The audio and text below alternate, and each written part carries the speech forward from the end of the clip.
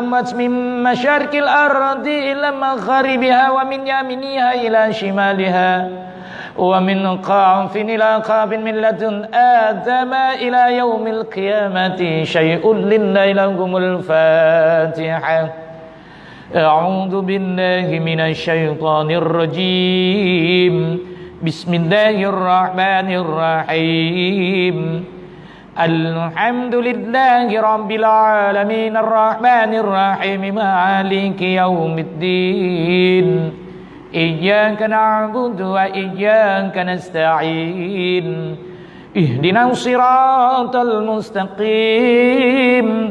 صراط الذين أنعمت عليهم خير المغضوب عليهم ولا الضالين آمين ثم إلى روحي حاضرنا ولكل كافة شيء لله لهم الفاتحة أعوذ بالله من الشيطان الرجيم بسم الله الرحمن الرحيم الحمد لله رب العالمين الرحمن الرحيم مالك يوم الدين إياك نعبد وإياك نستعين اهدنا الصراط المستقيم صراط الذين أنعمت عليهم خير المغضوب عليهم ولا الضالين آمين بسم الله الرحمن الرحيم Assalamualaikum warahmatullahi wabarakatuh.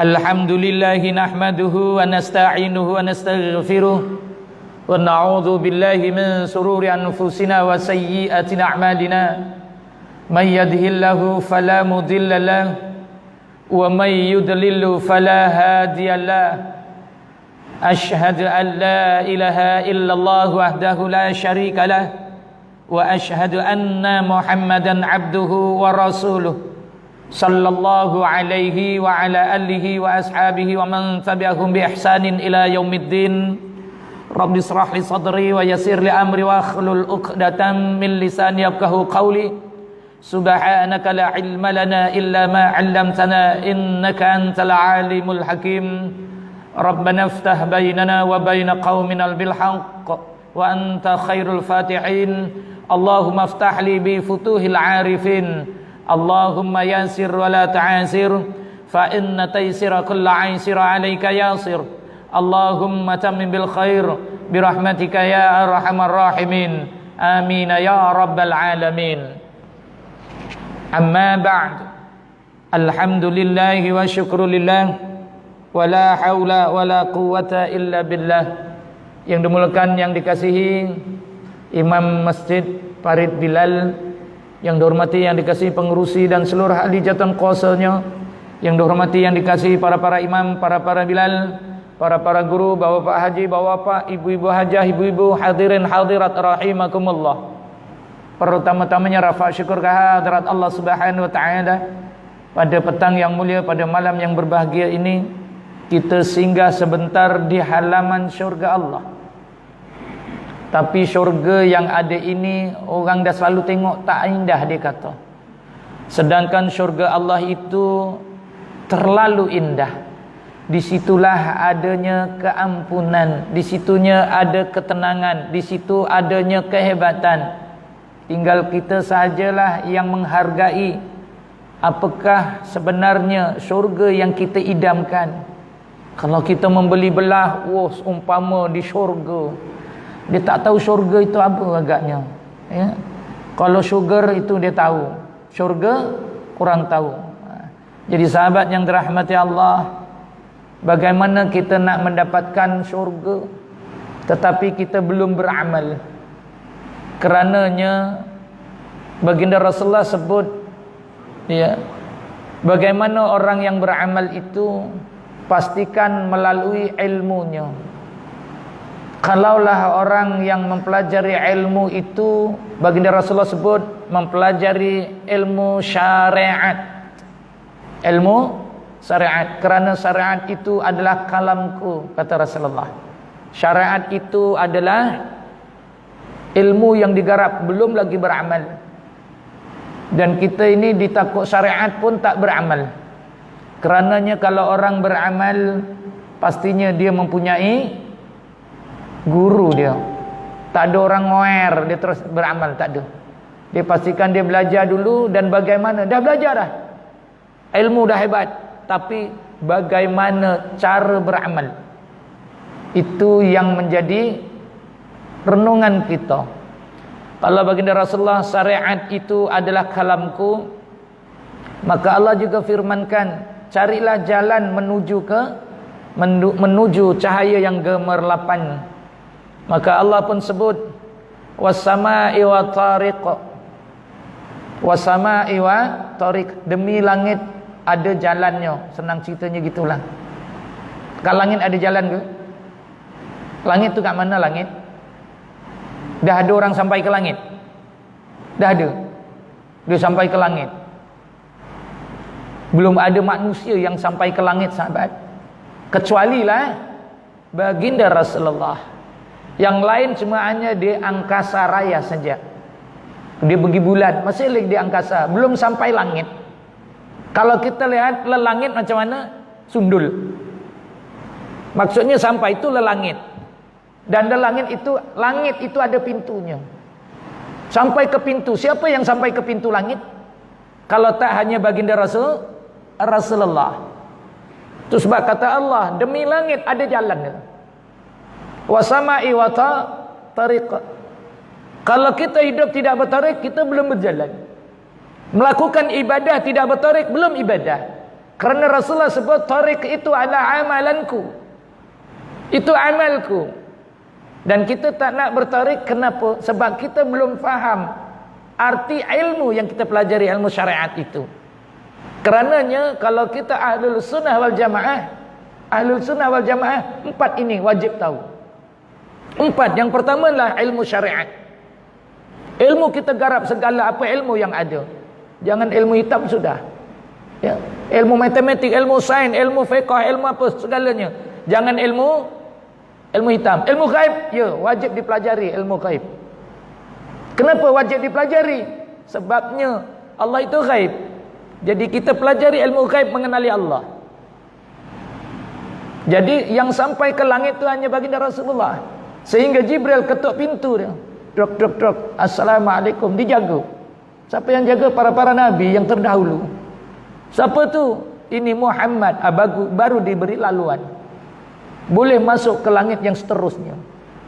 Kalaulah belum sampai ke tempatnya ataupun hujungnya, belum namanya langit. Orang pergi langit, belum ada orang yang pergi langit. Dia hanya pergi ke angkasa raya saja. Jadi sahabat yang dirahmati Allah, Allah telah bersumpah, demi langit itu ada jalan. Jalannya apa? Namanya jalan itu tariqah namanya. Wa ma adraka ma tariq. Kamu tahu apa itu tariq? Apa itu jalan, kata Allah. Itu sebab kenapa ditunjuknya ke langit. Dia tak pergi ke KL, pergi ke Arab ke, pergi Moskow ke. Ada je jalan. Kalau terbang ada, laut ada, jalan juga. Kenapa ditujukan Allah sebut wasama'i, bukan wal ardi, bukan. Wal ardi wa tariq, tak ada. Tapi demi langit. Kerananya perjalanan di langit ini yang spesial, yang di luar kotak pemikiran manusia. Jadi kalau di luar kotak pemikiran manusia, maka tariq itu juga ibadahnya di luar kotak pemikiran kita. Sehingga orang-orang ahlul tasawuf yang mengatakan siapa yang mengamalkan, yang mempelajari ilmu tasawuf, dia tidak bertarik, dia belum masuk lagi sebenarnya.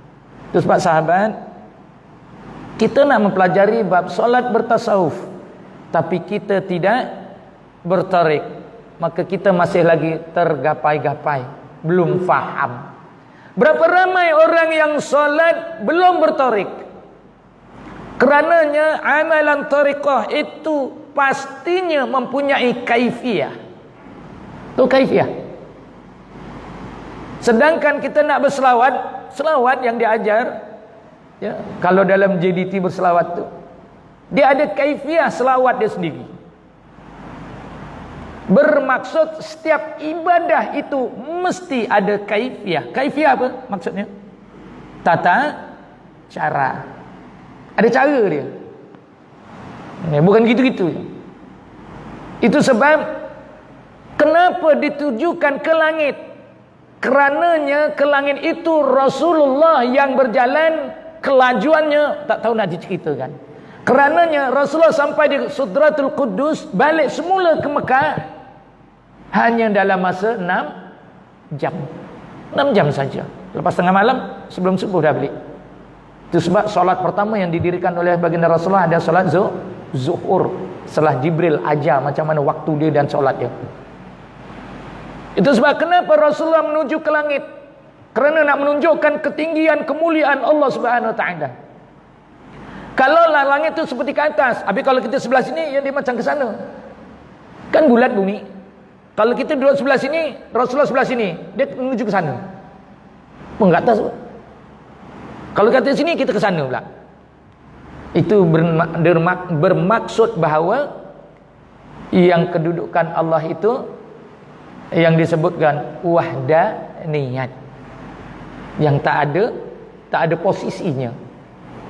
Itu sebab kalau kita bincangkan dengan orang Wahabiyah, dia kata Allah duduknya di arasy.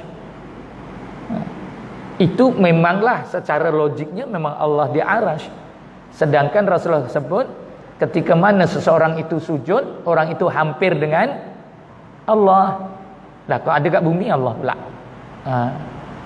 Jadi di situ tidak logik lah. Memanglah dia disebut hanya satu ayat saja. Sedangkan dalam Al-Quran terlalu banyak ayat menunjukkan kita ma'iyah, akrabiyah, ahadiyah semua. Itu sebab bagaimana nak bertasawuf, sahabat wajibnya carilah jalan bagaimana mengamalkan suatu amalan itu ada gurunya. Jangan kita ambil gitu-gitu je, jangan. Berapa ramai orang yang solat masih tidak berkaifiyah. Kita masih lagi belum mempunyai kaifiyah, tata cara. Dia datang masuk Allahu Akbar. Ini namanya kurang beradaban. Tidak bertorek dia. Kalau bertorek maka diajarkan oleh guru kaedah bagaimana nak mendepani Allah Subhanahu Wa Taala.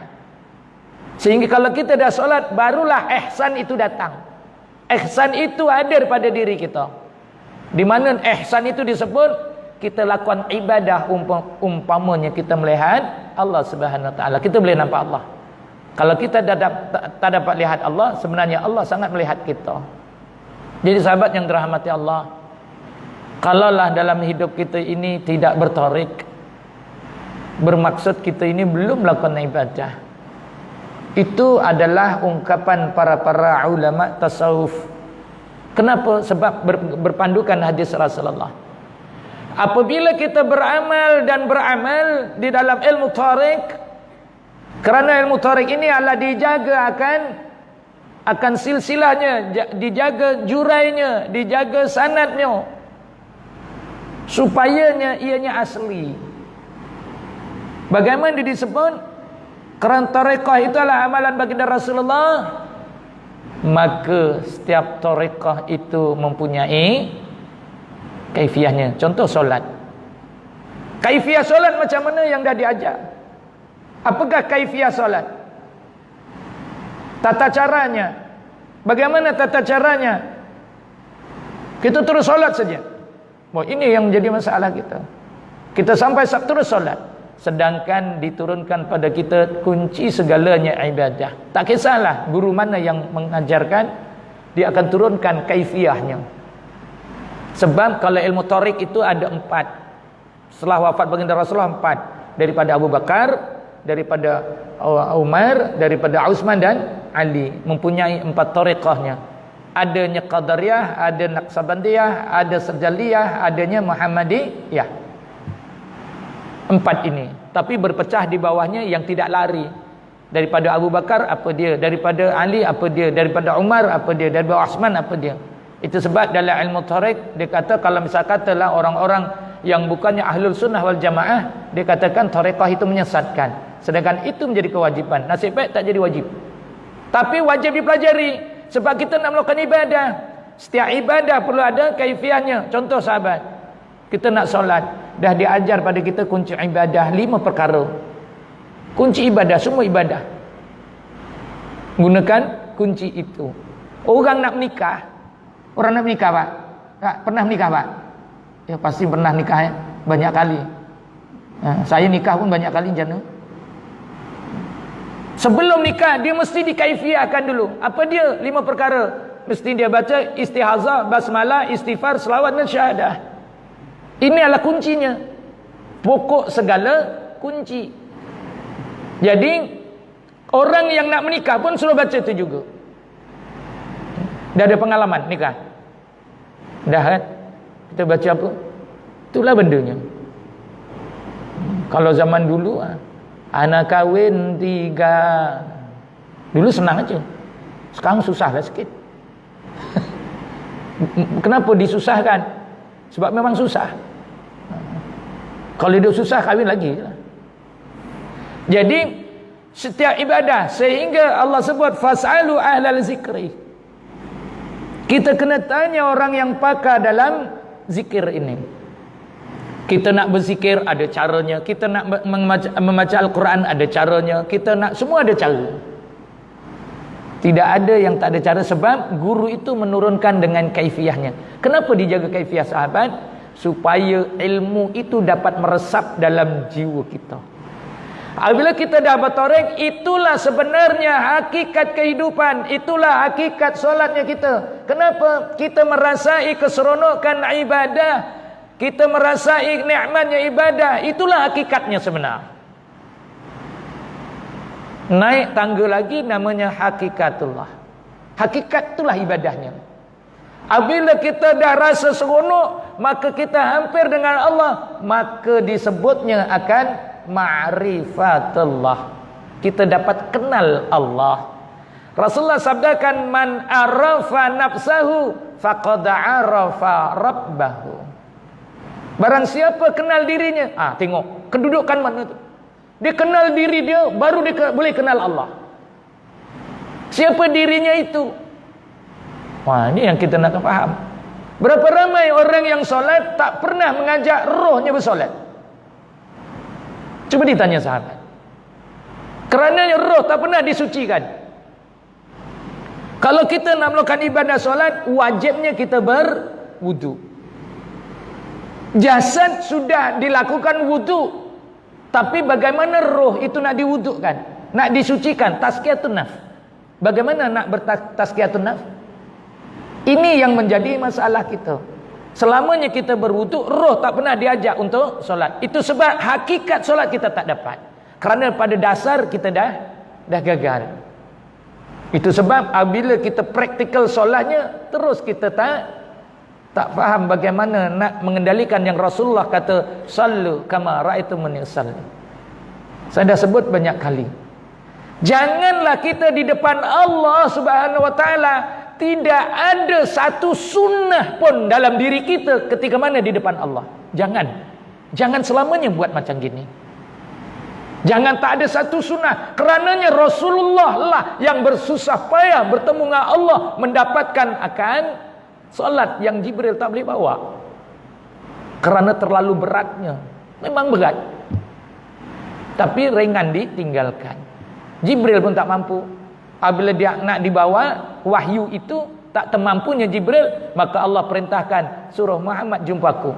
Jumpa Rasulullah, jumpa Allah. Rasulullah jumpa Allah, bukan main pasing-pasing, tak ada. Directly jumpa. Dipanggil oleh Jibril dengan Mikael. Bagaimana diusung, bukan diusung, diiringi. Baginda Rasulullah nak bertemu dengan Allah Subhanahu wa taala. Punya gembiranya Rasulullah sebab ketika itu disebut tahun kesedihan. Ya, istrinya meninggal. Ya, atuk datuknya meninggal. Ya, jadi macam mana? Dah tak ada tempat bergantung, sedih lah dia. Maka dihiburkan oleh Allah SWT bertemu dengan Allah. Satu-satunya makhluk yang melihat zat Allah Subhanahu wa taala adalah baginda Rasulullah. Dan apabilanya kita dah mendapat solat, ya, kita ini memang pelupa katnya. Lupa sangatlah kita ini. Itu sebab sahabat, apabila kita dah bermakrifah dengan Allah, kita kenal Allah, Allah tegur dengan kita. Apa yang Allah tegur? Innahum kanu idza qila lahum la ilaha illallah yastakbirun. Kenapa kau disuruh untuk mengesakan aku la ilaha illallah? Korang ni tanda. Sebab sahabat, kita ini zalim sebenarnya. Rasulullah sallallahu alaihi wasallam ketika mana di langit yang ketujuh diberitahu oleh Nabi Ibrahim, ya Rasulullah, ajarkan kepada umatmu tanaman, benih-benih tanaman dalam syurga. Apa yang diberi? Nabi Allah Ibrahim bagi kepada Rasulullah yang namanya kalimah baqiyatus salih. Empat ayat ni. Subhanallah, alhamdulillah, la ilaha illallah, Allahu akbar. 4. Subhanallahi walhamdulillahi wa la ilaha illallah, Allahu akbar. Ini namanya baqiyatus salih sebab ada 4 gabungan. Ada tasbih, ada tahmid, ada tahlil, ada takbir. 4. Tetapi sekarang berkumandang di bumi Melayu kita ini 3 je. Betul tak? Kerana terlalu beratnya kalimah itu. Sedangkan Rasulullah sabdakan man kana akhir kalami la ilaha illallah dakhalal jannah. Kalimah ini yang nak masuk syurga. Rasulullah tak sebut man kana akhir kalam subhanallah, tak. Tapi kenapa kalimah ini tak terungkap? Kita baca 3 je. Ilahi ya Rab, subhanallah, subhanallah, habis 33 kali. Alhamdulillah, alhamdulillah, alhamdulillah, habis 33 kali. Lompat pula. Terus Allahu akbar. Allahu akbar, Allahu akbar. Kenapa sahabat? Sirah ini perlu diingat. Ketika mana Islam berkembang di bumi Nusantara ini, kalimah itu berkumandang. Tapi tak lama makin malam. Jadi Kesunan Kalijogo, seorang wali golongan wali-wali Songo ini, kenapa makin hilang? Rupanya ada satu kalimah yang terlalu berat. Kalimahnya adalah thayyibah, la ilaha illallah. Satu-satunya kalimah yang mempunyai kaifiyah. Dia tak betul baca apa ini la ilaha illallah, tak. Ilahi rabbi subhanallah, subhanallah, tak. Alhamdulillah, alhamdulillah. Dia tak gitu. Kalimah la ilaha illallah dikeluarkan kerana dia special sentence. Maka dikeluarkan, maka berkumandanglah 3 ini ringan di bawah. Ya, ya subhanallah, alhamdulillah, Allahu akbar. Sehingga para ulama mengatakan bahawa mengikut hadis Rasulullah, bacalah kalimah la ilaha illallah pagi dan petang. Bermaksud bacalah ia kalimah ini solat subuh dan solat maghrib. Tapi kita belum mampu lagi. Kenapa? Kerananya kita tidak dibimbing oleh guru bagaimana nak mengamalkan kalimah ini. Ini sangat mustahak. Itu sebab sehingga ada syair-syair dia. Miftahul jannah la ilaha illallah. Miftahul jannah la ilaha illallah. Lam yalid subhanallah wa lam yulad wahidullah. Kan dulu syair-syair begitu. Kuncinya syurga itu apa? Miftahul jannah. Kunci syurga itu la ilaha illallah. Tapi kenapa kita tak pernah nak minta kunci itu? Kenapa kita tak minta dengan Allah setiap waktu minta dengan Allah kunci itu? Kenapa? Sebab ini yang dinamakan kaifiyah kita nak berdepan dengan Allah supaya kita dapat hakikat solat kita yang sebenar. Kita tak baca benda ni. Sedangkan kuncinya itu adalah la ilaha illallah. Rasulullah dah bagi tahu tak? Akhir hidup kamu, kamu boleh berkata la ilaha illallah, masuk syurga. Yang kita tak nak masuk syurga ni kenapa? Kenapa kalimah ini kita pinggirkan? Allah, Ustaz, kita nak cepat. Semua nak cepat. Kan ruginya kita. Kerananya hujungnya Allah sebut wa tawasau bis sabr. Sabarlah, lakukan ibadah dengan sabar. Kita ini gerusuh-gerusuh lah jadi orang. Tahu gerusuh-gerusuh? Apa gerusuh-gerusuh apa? Kalau kalang kabut gitu. Kita ni macam kalang kabut. Kerananya kita wis kadung kasep hidupnya gitu. Kerana kasep ni lah yang menjadi masalah kita. Nak ubah pun bukan senang. Kata orang kampung, wis kadung kasep arti kapak nenek, wis keras mengkengkeng. Orang kanggo babar pisan wisan. Itu yang jadi masalah. Jadi kalau dah kasep tu masalah. Nak lentur kita itu sebab kalau kita banyakkan berzikir, insya-Allah. Kenapa perlu banyak berzikir? Kerananya zikir itu adalah perintah. Zikir paling agung apa, Pak? Zikir yang paling agung. Zikir yang paling agung Allah firmankan, wala zikrullahil akbar. Akbar apa? Yang teragung. Jadi zikirnya apa? Allah. Wala zikrullah. Zikirlah Allah itu yang paling agung.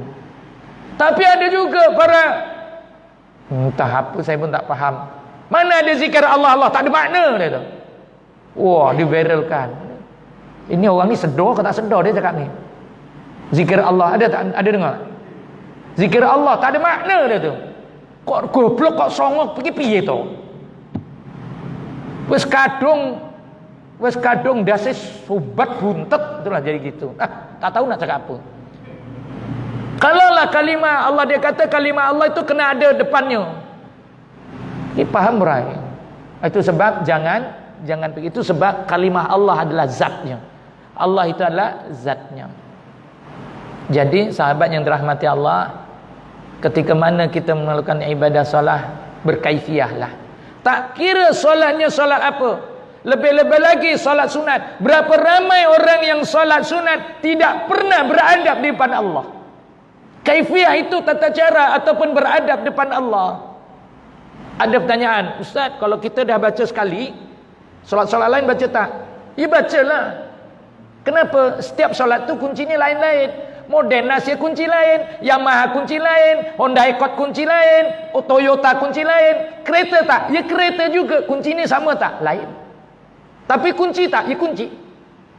Itu sebab solat fardu kaifiyahnya sama je. Tapi bentuknya lain. Apa? Kalau maghrib 3 rakaat. Kaifiyahnya sama. Itulah 5 perkara yang dibaca. Solat sunat 2 rakaat. Lekuknya 2 je. Kuncinya sama. Kunci 3 tu 5 juga sama. Cuma lekuk berbeza lah. Namanya apa? Ya kunci. Bukannya lain kan? Yang disebut kunci itu adalah kaifiyahnya. Kunci ibadah. Namanya kunci. Lekuknya berapa? Berpandukan pada ibadah yang dilakukan. Kalau lah solat maghrib, ya 3 lekuk.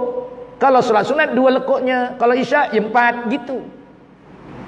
Kena fahami yang ini. Kita solat sunat ni jangan kita ambil remeh. Nak namanya solat rawatib. Kerananya sahabat yang dirahmati Allah, awalu ma yuhasabu ibadi min yaumil qiyamah as-salah. Kalau solat fardu kita ni dikira-kira rupanya kerowak. Tahu kerowak? Krewek, sompal, tepos, macam-macam, ya, bosok. Maka yang dicarinya bukannya sedekah kita, tak. Dia akan dicarinya kembarnya solat. Apa kembarnya solat? Apa kembarnya solat fardu? Solat rawatib. Kembarnya solat itu sebab dia disebut solat fardu tiada. Contohnya zuhur. Rawatibnya mesti disebut zuhur, ba'diyah zuhur atau qabliyah zuhur. Perkataan zuhur tetap ada. Maghrib, ba'diyah maghrib. Itu kembar yang tak boleh dipisah. Tapi sekarang kita dah pisahkan. Contoh, minta maaf lah, saya banyak memang benda ni kadang-kadang kena fikir di luar kotak kita.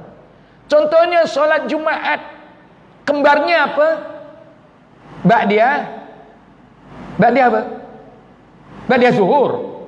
Solat Jumaat ba'diyahnya zuhur. Tak ada kan? Ba'diyahnya apa? Ya Jumaat juga kan? Yang diba'diyahkan solat hajat tu kenapa? Diceraikan, menangis dia. Wah, aku bini dia, aku ceraikan ganti orang lain. Ini namanya adab. Maka kalau para ulama tasawuf mengatakan, kalaulah ba'diyah itu diselangi oleh solat lain, maka dah tak guna dia dah. Dia dah hilang dah. Maka disebutnya tidak sesuai lagi lah. Sebab apa maksud ba'diyah? Sebab nak disebut ba'diyah Jumaat. Ini kok ba'diyah hajat. Ba'diyah Jumaat dibuat selepas hajat. Betul tak ni? Sini buat gitu ke tak? Tak buat. Bagus tak buat. Nak surah hajat ni kena ikhlas tuan. Kena faham apa rawatib. Kerana nanti dituntut besok. Rawatib ni dia kembar, tak boleh pisah. Yang dipisahkan solat lain. Dia ada bini, baik-baik diceraikan kasih bini lain. Wah, ini yang marah ni. Itu silap teknik aja. Jadi para ilmuwan nak kena jaga. Saya tanya pada Pak Guru, macam mana ni Pak?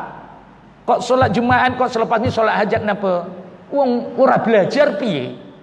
Jajar belajar ilmu solat. Baru reti. Lho kowe duwe bojo saking sayange dikon petel genteni wong lain. Ora ayu plewi. Contoh. Kenapa lain? Nah, ini berlaku.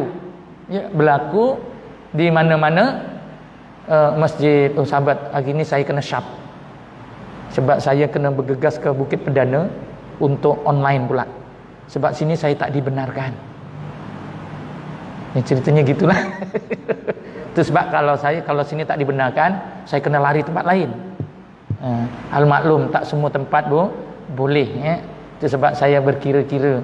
Oleh kerana online dihadiri oleh seluruh Malaysia Jadi online tu saya terpaksa teruskanlah. Oleh kerana offline ini sehingga waktunya 8.18 betul. Waktu tu jam tu kenapa menipu? Jam tu menipu rupanya. Terkejut saya. Oh sana, okey lah. Saya tengok sana, tengok depan. Okey sahabat. Itu sebab sahabat apabila mempelajari ilmu solat yang nak saya sampaikan ini, nama solatnya adalah tasawuf. Apa maksud tasawuf? Memperhalus. Dia halus sangat. Itu sebab apabila kita solat, tanya diri kita. Kita dah melakukan ibadah banyak, kat mana kita simpan? Kita duit banyak, kat mana kita simpan? Dalam bank. Banknya bank apa? Bank rakyat, bank macam-macam bank lah. Jangan bank sudah. Jadi ibadah begitu juga. Di mana kita nak menyimpan amalan yang kita buat ini, supaya ia menjadi, kalau kita dah simpan kan semangat. Sebab kita kurang semangat, sebab kita tak simpan ibadah itu. Itu sebab apabila kita memasuki dalam alam tariqah, maka diberi guru akan menunjukkan pada kita dalam badan kita ini mempunyai latifah. Mempunyai simpanan-simpanan yang perlu kita simpan, yang perlu kita buat deposit. Barulah akaun-akaun yang ada itu aktif. Kalau tak deposit, akaun itu beku dan pergi ke amanah raya, walaupun 1 bilion duitnya.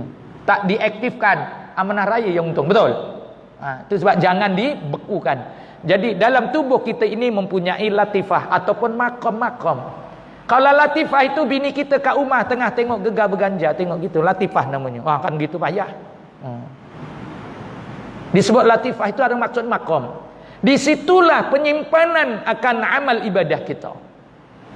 Itu sebab bagaimana orang-orang ahlul zikir apabila dia mengatakan latifah qalbi pertama yang perlu dijelajah, kerana dari qalbi itulah segala-galanya. Dari qalbi itulah kata Rasulullah dalam sabdanya, baiknya daging itu, baiklah tubuh badannya. Kalau rosaknya daging itu, rosaklah tubuh badannya. Apa disebut? Itulah hati yang disebut qalbi. Kerananya ilmu yang disampaikan oleh Allah Subhanahu Wa Taala pada kita melalui umun-umun sahabat.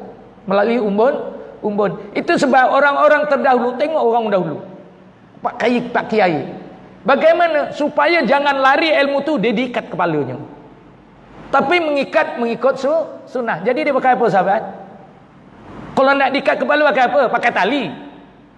Supayanya kita solat tenang, tentram, diikat kepala ni. Apa simbolik diikat kepala? Dia memakai serban. Kerana Rasulullah sebut, orang yang pakai serban dia mengangkat mahkota aku. Dan orang yang pakai serban 70 darjat diberi, darjatnya diangkat. Tapi kita tak nak darjat tu. Berapa ramai yang nak darjat? 70 darjat sahabat.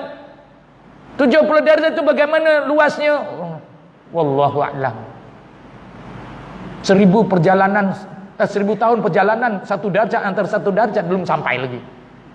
Oleh kerana kita tak nampak. Selagi tidak dibuka serban itu, malaikat di Jabal Qaf berdoa, ampuni orang tu. Itu sebab orang dulu-dulu dia tidur pakai serban. Kita dah balik pakai serban. Kenapa bang pakai serban? Buang tebiat. Aku nak mati. Biar aku tidur, malaikat berdoa, ampuni ya Allah. Itu sebab orang yang pakai serban juga mempunyai matlamatnya. Apabila ilmu jatuh ke umbun-umbun ini, maka dia akan mengalir melalui serbannya. Itu sebab orang pakai serban ni dia ada simbolnya. Maka daripada aras belakang ini yang dinamakan darari, ilmu masuk dalam darari, masuk ke kolbi melalui mimnya. Ni dipegang sini, dia tarik satu siku. Maksudnya apa? Sehasta, kan? Sehasta ke sesiku? Sehasta. Kerana dalam jiwa kita ni dua, satu hasta, satu jengkal. Satu jengkal berbahaya pada diri kita, satu hasta mempunyai ilmunya. Pegang ni belakang darari, tarik. Ini serbannya sampai sini, maka di mana dia berhentinya? Tepat ke kolbi kita. Siapa pun akan tepat ke kolbi dia. Di situlah dinamakan latifah kolbi, untuk menerima ilmu. Tapi bukan jasad saja, maka berpindahnya makamnya dinamakan roh. Kerana roh juga beribadah, dinamakan latifatul roh. Tapi wong ora roh piye matane picek ya roh ora roh juga. Ini yang berbahaya. Roh ora roh. Paham tak paham misal? Roh ora roh, paham? Kerananya picek. Setiap amal kita beramal, roh tak pernah diajak. Itu yang saya sebut tadi. Berapa ramai orang yang menyucikan roh, tazkiyatun nafs, ketika mana nak solat. Ini yang menjadi kerugian pada kita kalau kita tidak menyucikan roh kita. Allah firmankan, qad aflaha man tazakka. Untunglah orang yang sentiasa bertazkiyatun nafs atau menyucikan dirinya. Bagaimana nak menyucikan dirinya? Dirinya maksudnya roh dia. Allah sebut wa dzakara asma rabbih fasalla. Berzikirlah kamu sebelum solat. Berapa ramai orang yang berzikir sebelum solat? Zikir yang paling afdal apa? Fa'lam annahu la ilaha illallah. Berapa ramai orang yang nak solat dia berzikir la ilaha illallah, tapi para ulama telah tegaskan, ketika mana kamu menghadap Allah, pastikan kamu jadi orang Islam. Kerana syarat wajib solat orang Islam. Rukun Islam ada 5. Yang pertama, syahadah. Berapa ramai orang yang solat dia tak nak syahadah? Wa imma solat sunat. Akuilah diri kita Islam, sebab syarat wajib solat orang Islam. Dan orang Islam mestilah dia bersyahadah. Kenapa orang Islam mesti bersyahadah? Ya, bukan hanya orang kafir nak masuk Islam syahadah. Bukan, syahadahnya juga sedikit berbeza. Beza macam mana? Sama tapi dia lain. Dia kata qul hu wallahu ahad. Kita dah jadi mukallaf. Takkan syahadahnya mesti lagi 2 kalimah. Sedangkan kalimah ini kalimah tauhid. Maka diungkapnya di dalam solat itu, asyhadu an la ilaha illallah wa asyhadu anna Muhammadar Rasulullah. Senafas saja diambil. Kenapa? Karena memenuhi kriteria ahlul tasawuf, begitulah dia. Jadi sahabat yang dirahmati Allah, ya, kalau dinamakan kita nak melakukan ibadah ni, Kalau kita dah berbaiat dengan guru, baru kita nampak cabangnya tu. Ya, umpama pokok, ya. Apa disebut? Alhaqumut takatsur hatta zirtumul maqabir kalla sawfa ta'lamun. Jangan buat macam gitu. Summa kalla sawfa ta'lamun. Kalla law ta'lamuna ilmal yaqin. Kenapa kita masih lagi ragu dan tidak yakin dengan Allah? Itulah ayat menunjukkan kita ni kurang yakin dengan Allah. Kenapa kurang yakin dengan Allah? Berapa ramai orang yang solat tak pernah nak bawa dosa dia, sedangkan orang solat ni buat dosa takut dia. Jadi sahabat yang dirahmati Allah, saya rasa itu saja untuk hari ini. Ya, ada pertanyaan untuk dipertanyakan?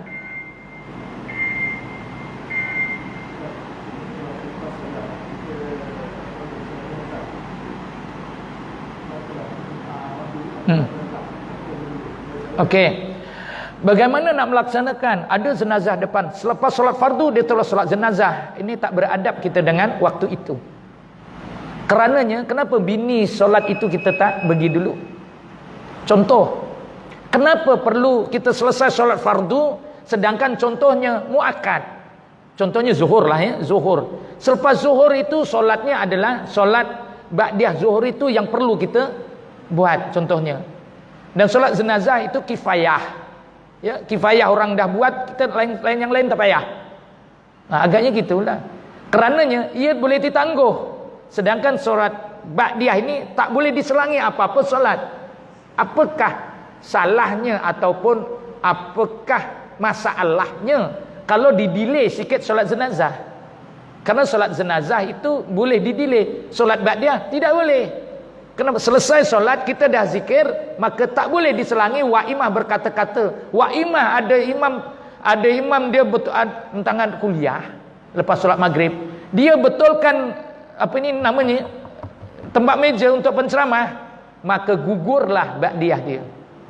Kerana tak boleh diselangi apa-apa perbuatan kecuali zikir. Sebab Allah yang sebut, fa idza qudiyatis shalah fazkurullaha katsira. Lepas solat zikir. Tapi lepas zikir surah An-Nisa baca ayatnya. Sekiranya kamu dah tenang, terus dirikan solat. Jangan buat yang lain. Itu yang ditujukan pada kita, supaya kita kena tahu. Itu sebab ilmu itu sangat penting. Ini nak diletakkan mana? Ini nak taruh kat mana?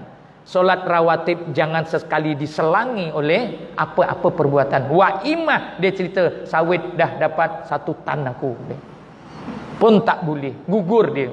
Kenapa? Kau cerita pasal dunia. Itu sebab sahabat selalunya kalau ada majlis kuliah dah habis, jangan terus dirikan solat, jangan buat yang bukan-bukan, kerana kita takut dia akan gugur fadilat itu. Wallahu a'lam, ya. Jadi saya rasa itu saja sahabat yang dirahmati Allah. Ayuh kita sama-sama beristighfar ke hadirat Allah. Moga Allah terima segala ibadah kita insya-Allah.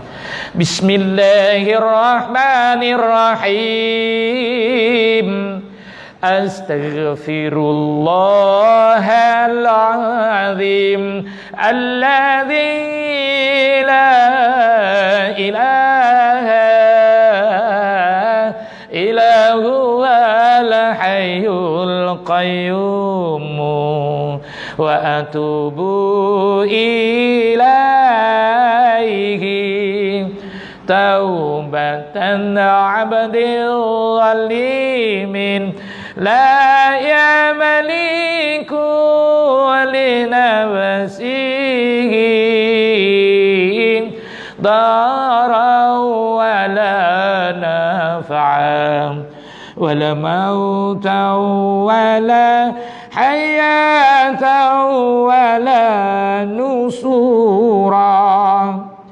La ilaha illallah wa la na'budu illa iyyahu mukhlisina lahu dina walau karihal kafirun. Din Nabil Karim wa ala alihi wa ashabil kiramil Fatihah. A'udzu billahi minasy syaithanir rajim. Bismillahirrahmanirrahim.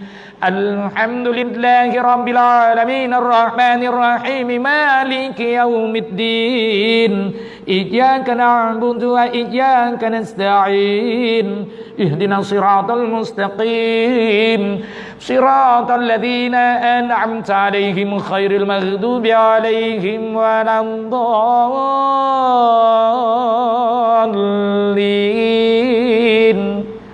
amin. A'udzu billahi minasyaitonir rajim. Bismillahirrahmanirrahim. Alhamdulillahirabbil alamin wal aqibatul muttaqin wala 'udwana illa 'alal zalimin. Wassalatu wassalamu ala asrafil anbiya'i wal mursalin sayyidina Muhammad wa ala alihi wa sahbihi ajma'in. Allahumma ya awwalal awwalin wa ya akhiral akhirin wa ya zal quwwatal matin wa ya rahimal masakin wa ya arhamar rahimin. Allahumma inna nas'aluka wa tawajjahu ilaika bi nabika Muhammad nabiyyi rahmah ya sayyidi ya Muhammad inna atawassalu bika ila Rabbi Allahumma fas'afi fi liqada'i likulli hajat wa ufawwidu amri ila Allah inna Allah basirun bil ibad. Allahumma innaka 'afuwwun karim tuhibbul 'afwa fa'fu 'anna. Allahumma ighfir lana dhunubana wa liwalidayya warhamhuma kama rabbana shighara wa li jami'il mu'minina wal mu'minat wal muslimina wal muslimat al ahya'i minhum wal amwat. Allahumma rabbi ij'alna muqimas shalah wa min dhurriyyatina rabbana taqabbal du'a. Allahumma a'udzu bika minal barasi wal jununi والززام ومن سيل الأسقام ربنا اغصب عنا عذاب إنا مؤمنون ربنا آتنا في الدنيا حسنة وفي الآخرة حسنة وقنا عذاب النار وقنا عذاب النار يا الله وقنا عذاب النار وأدخلنا جنة الأبرار يا عزيز الخبر يا رب العالمين. اللهم اجعلنا جمعنا هذا جمعنا مرحوما وتفرقنا من بعده تفرقا معصوما ولا تجعل اللهم فينا ولا معنا ولا ينبعنا شك ولا مطردا ولا محروما وهب لنا مسيئنا لمسنين مقصرنا لأملنا كل بوجهك الكريم يا رب العالمين. وصلى الله على سيدنا محمد وعلى آله وصحبه وسلم والحمد لله رب العالمين. أقول هذا أستغفر الله العظيم لي ولكم وبالله التوفيق والهداية والسلام عليكم ورحمة الله وبركاته.